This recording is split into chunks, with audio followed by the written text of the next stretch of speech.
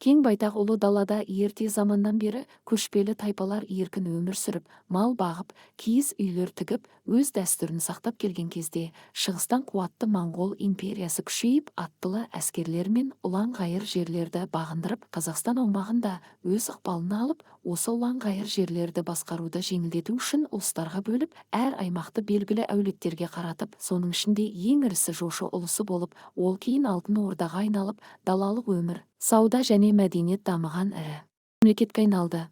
Ал оңтүстік және оңтүстік-шығыс өңірлерде Шағатай ұлысы қалыптасып, көшпелі және отырықшы мәдениет қатар дамып, уақыт өте келе ұлыстар арасындағы байланыстар әлсіреп, билік үшін күрестер басталып, біртіндеп бұл ұлыстар ыдырай бастады да, сол тарихи өзгерістердің нәтижесінде қазақ тайпалары бірлікке ұмтылып, ортақ жер мен ортақ мүдде жолында топтасып, болашақ қазақ хандығының негізі қаланып, бүгінгі Қазақстан тарихындағы мемлекеттіліктің бастауы қалыптасты.